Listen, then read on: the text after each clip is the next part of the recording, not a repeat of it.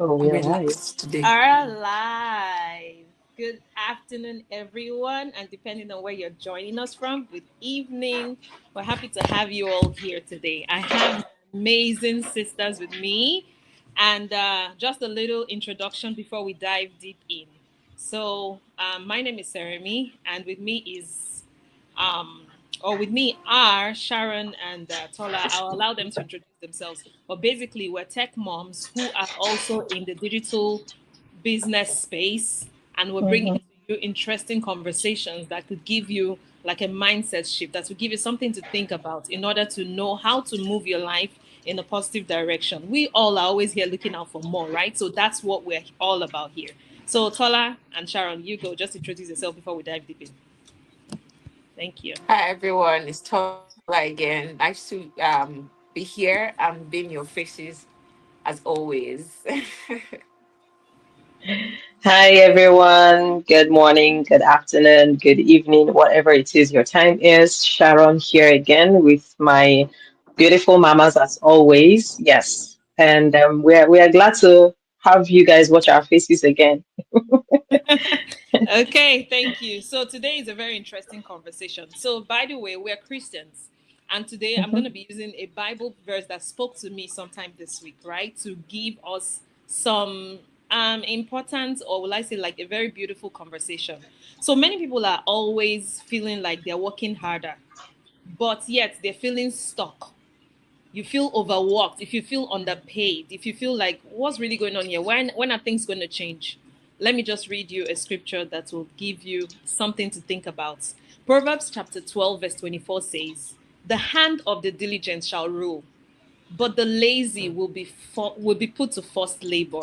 What does that mean? When I was thinking about it, I'm like, laziness here is not you refusing to work.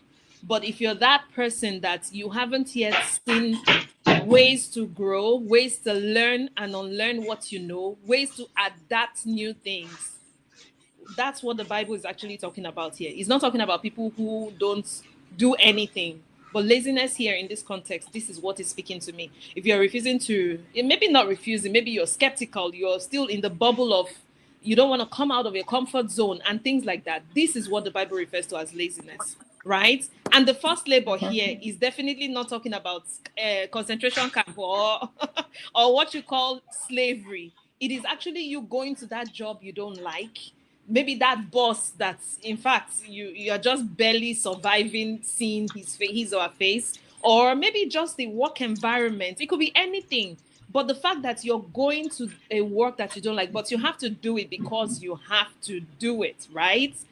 This is what Mhm. this conversation is basically about. So I'll just let my sisters go and take us on this journey of what do you think about this laziness? What do you think about this forced labor we're talking about? And how can you be diligent so that, as the Bible says, the hand of the diligent shall rule? So, yeah, just take it away, sisters. Thank you. Sure. So I mean the way I see it, Proverbs 12:24, the hand of the diligent shall rule. The verse is just telling us basically that diligence brings that authority Mm-hmm. and laziness brings limitation. Now, Yes. when God talks about diligence, right, He's not just talking about physical work or, your strength, but then it also involves your attitude. It's about the way we approach things, the way we are committed to doing things. So, are we committed to even doing things the right way, right? Even though it is not easy. Mm-hmm. Do you Mm-hmm. understand? So your ability to keep doing things the right way, even if it is not the normal thing, Yeah. right? So, Yeah. for example, for me, diligence is like showing up even when you are tired. It's like Mm-hmm. studying late, to ensure that you're passing those exams, right? Yeah. Yeah. So just keep being at and be able to stretch yourself and Mm-hmm. doing something new. And then believing that God is going to bless every movement, it's going to bless every effort, Mm-hmm. right? That you put your hands to do. Yeah. So I'm going to hand it over to my sister Tola.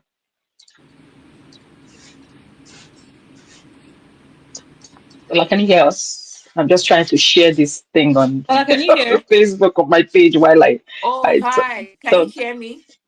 Yeah, we can hear you. Mhm. I think Okay, it's sorry, I was delaying, quickly Tola. muted. Yeah. Go Thank you. ahead. Okay. Okay. Whilst You Shem was sound a little bit speaking, one far. example You that sound very far. very far. Okay. How about now? Yeah, better. Okay, now I'll just put it in my face. Okay, so I said whilst you were speaking, one good example that comes to mind is remembering that I used to have a tailor back in Nigeria. This was in 2016, 2017. There was just something about her that stood out, honestly. Um, when I look at her finishing, when I look at her work, when I see how she goes above and beyond to deliver even before the set time and how she about her business, I was forced, or I want I literally asked that, oh, are you a Christian? She said yes. I said, please, what church do you attend? And she said, Daystar. And this was like my second or Yeah, third that's time my that I'm church. That's meeting my church. somebody That's my that church. attends That's my church. Daystar. That's my Honestly, church. like That's my the church. business people from Daystar, they are Ah, excellent. Like they oh, put excellent excellence spirits. Yes. behind all. Everything that we I don't do. know. It's like they inculcate that discipline inside of. It is now a part of Mm-hmm, them, such that wherever you find them doing anything, they have to stand out.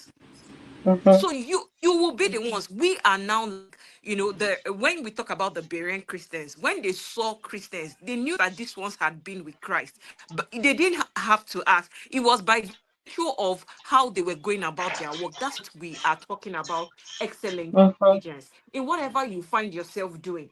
You understand? Like, come out. I used to be very relaxed. Like, I always just did my minimum best and just put in my minimum. But I was getting good feedbacks. But when I put in extra, I was getting amazing feedback. And now the extra that I am putting is also praying for my organization. So if I am praying for the organization that I earn from, you think I will not pray for the organization that is mine? If I'm putting in extra times two for the one that I go 2 hours to the office, 2 hours back from the office, you think I won't spend another 4 times 2 in the one that I work for? That is what we are talking about. So if you're mm-hmm, doing times 2 where you're working at, you will do times 4 of it for the things that you're working for. It is your own. You own it. Test it. You understand? That is what we're talking about. Okay. mm-hmm, Thank you very much. So I also wanted to, yeah, I mean, I was thinking about the perspective of consistency being tied into diligence, apart from excellence. Like, diligence is broad, right? It's a mm-hmm, broad topic, but also consistency also ties into, if you know that, like, the way we talk about the fact that in your own business you have to be diligent about it, like do the things that you need to do, but you also need to not go open your shop one day and close it the next day and come back in 1 month's time, right? Consistency, I see, also ties into diligence. Well, I want to also go back to that issue of what I talked about, my understanding of laziness in this context, right? What do you mm-hmm, really think is some, I mean, what do you think some people work hard but still feel stuck, right? They are working at, they are diligent in their current work, but they still feel stuck. What do you have to say about that in the context of how I explained laziness and how probably they need to be looking at something else? What do you think? Hmm.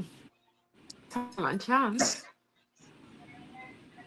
That's just what comes to mind while you were speaking, is that they are putting in all of the effort. Everything they should be doing, they're doing it. They're doing their eyes and crossing out their T's. But Mm-hmm. it is not just showing. The results are not just showing. It's about time and chance. Just continue at it. And for some of us, we have areas of need where we are trusting God. Does it then mean that because it hasn't happened that we will give up? No, we will keep at it. We'll keep praying. And then when it gets to, the times when we are unable to pray, maybe we'll turn it to praise. It will now be a prayer of thanksgiving.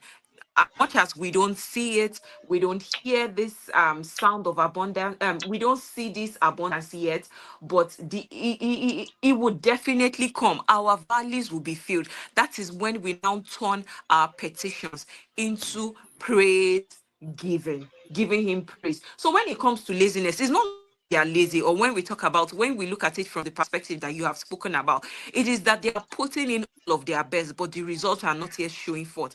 My, my admonition to that kind of person is keep putting in the works.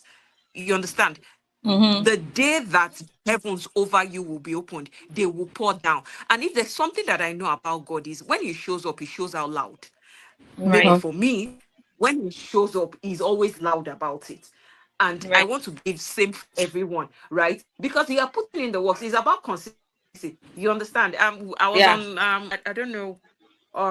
Sonia was saying, and that's our coach, by the way. She was teaching us, admonishing us, and then she cited the example of someone who was consistent, at what they're doing. It may not seem like it. We celebrated someone of recent who crossed the 6A-3 milestone. And I heard a story that she didn't make, it wasn't like I even use the word break even. Even break forth until like the first after the first 8 months when she got, and after that it's been back to back to back to back.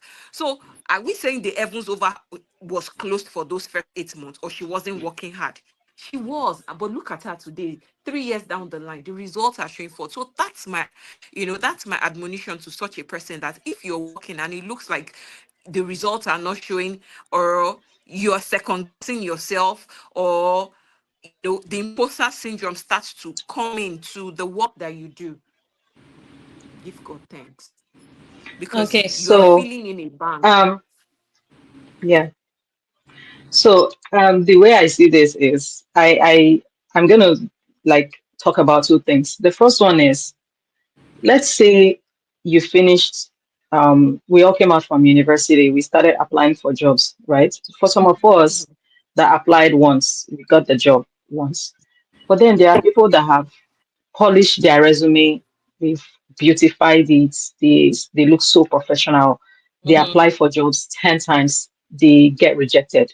Would they say, ah, well, let me close this resume? And I know they apply again. So all the 4 years you spent in the university, you just, you just be angry on yourself, and you be like, ah, like I'm not, these guys are not giving me a job. I know they apply again. Like, does it, how does it even sound like? And then the other example I want to cite is, somebody is, let's say you open your store, right? And then physical location store now, like a normal traditional store. Mm-hmm. And then people come in, they go, they come in, they go, they don't buy things from you. You have to ask yourself, like, what's going on? Is the store like maybe beside gutter? Is there anything in my store that I need to change? Do I actually have the right products? Now, I was listening to one of our business partners, and when she started her business, she said she's not that educated. So her English was not, she's from Nigeria. She's from, like one of the southwest, or I don't know what they call them, states. Now, Mm-hmm. she said her English was not perfect. And then when she looked around, like, when she does videos, she tries to force herself to speak English, but that it wasn't working. She even tried to speak Pidgin. It didn't work until she went to that her local dialect. That was when people started listening to her. That was when people started resonating with her, right? So those times that she did things in English and in Pidgin English and they didn't work for her, she did not give up, but she re-strategized Mm. while being Mm. consistent. She was thinking, she was checking herself. What am I doing wrong? Why is it that this thing is not working for me? Until she decided to be talking to her audience in her local dialects. Wow. And now I think she just celebrated her fourth milestone.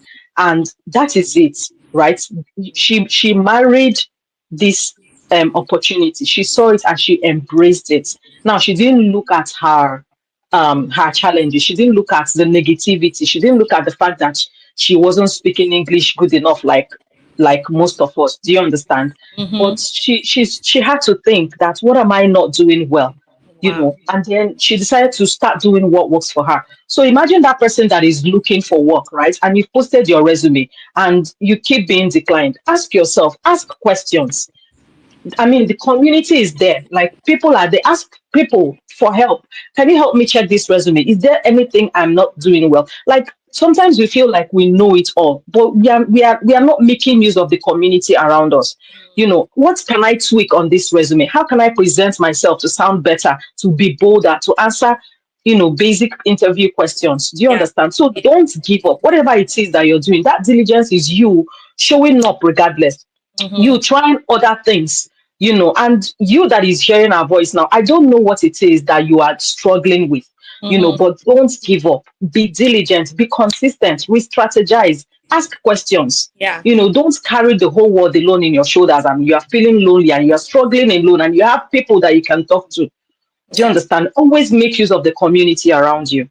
Oh, thank you so much. Now that you're talking about the fact that if it's not working, you have to look out, right, and see what else you can do differently. Mm-hmm. And that's part of the purpose of why we are here in this, Right. the meetings that we hold every Saturday, right? The fact Mm-hmm. that we are professional mommies and women Mm-hmm. here, but we have seen how the corporate world, I mean, the trajectory of the corporate world, we all know what it is like. How you climb the corporate ladder, we know there's a glass ceiling at some point, but our goals are much bigger than that glass ceiling. And if we cannot break forth into that glass ceiling, we should pivot to do something else that will serve us, serve our families, serve the community at large. And that's how Mm-hmm. each and every one of us here have landed in the digital space, right? To find out for ourselves how we can do something different. So this is part of being diligent. This is part of not being lazy and sticking to what we know is the norm, right? This is part of Exactly. us understanding that the world is bigger out there. There are trends evolving. There's so much, growing in the world, and we need to tap into it. And so for me now, this is a call to you based on what Sharon has explained, right? The fact that, she used somebody as an example. Something is not working. You have to look out. And we have looked out and we have seen that there's something beautiful out there.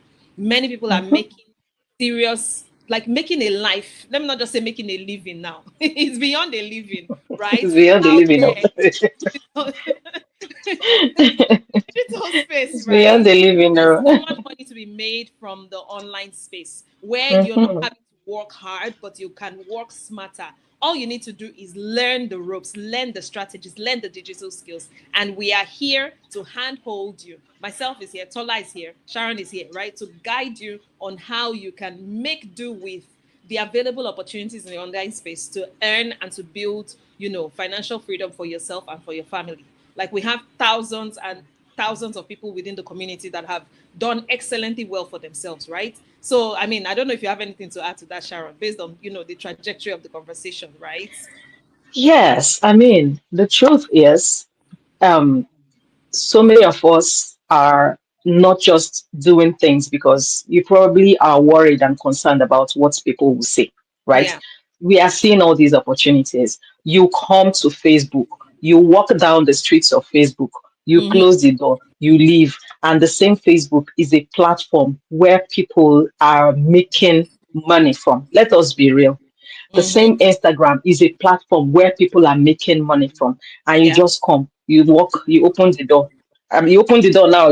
Imagining you, like I'm just imagining you opening your Your app, right? phone. That's what I mean Mm-hmm. by you open the door. You just Mm-hmm. walk through. You click like. You probably take a selfie, like me. I used to do before I started my digital business. I post. I'll start looking for who will like my thing, and at the end of the day, I'm just satisfied because somebody likes my picture. But the same tools people are using, and we are not some people also have this belief that we are chasing after things online because people are probably broke or jobless. No, we are we are professionals, right? Yeah. And not that we didn't have anything doing, but just because we saw an opportunity Yeah. that we are leveraging, and that doesn't feel like we are doing another 9 to 5, right? Because Exactly. our system is automated. This Yes. morning I have had about 3 people inquire about my business, and my automated system has followed them up on my behalf, and I Yes. didn't do anything. Mm. And I'm building a legacy. I'm not just running a business. I'm building a legacy that will last, that will grow over time. Do you understand? So Yeah. why don't you key into the same thing where moms like us are making it online? Yeah. Dads' lives are changing. Yeah. People single, whatever it is they are, Uber drivers, people Mm-hmm. that are not even educated, nurses, doctors, are making use of this same digital space, to build a legacy for themselves. Why don't you key into it? Yeah, honestly, thank you so much. Ola, did you have anything to say before we wrap up? It's 20 minutes already. That was Oh, it's 20 beautiful. Like, minutes. that was beautifully said. Okay, thank you. So for me, let me just wrap up by saying that we have had the agricultural age, the industrial age, blah blah blah. Now we are in the digital age, right? Mm-hmm.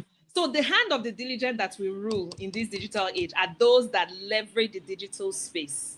They learn the Exactly. skills that is required and use it to their advantage. So if you're that mommy out there, if you're that daddy out there, that professional out there that's still watching and you're feeling overwhelmed by your situation and you're not sure how you can do something different, we are here to handhold you. We're here to give you more Mm-hmm. information. And by the way, today we have a meeting, a Zoom meeting. You're Yes. very interested as you're watching this, just send a DM and we're going to be able to give you access to the Zoom meeting, right? So that you can Mm-hmm. join, you ask questions, and we'll provide answers for you so that you can understand how you too can come in here to start to scale your own digital business. We're looking forward to For having sure. you on board because many lives have been transformed and changed here. So, with that, Mm-hmm. I'll say thank you so much for joining us. Thank you for watching till the end. Thank you for always showing up for us, right? So, we'll come again Thank your you way so next much, week with everyone. yet another Mm-hmm. interesting topic. Thank you. Take care now. All Bye. right. Bye, everyone.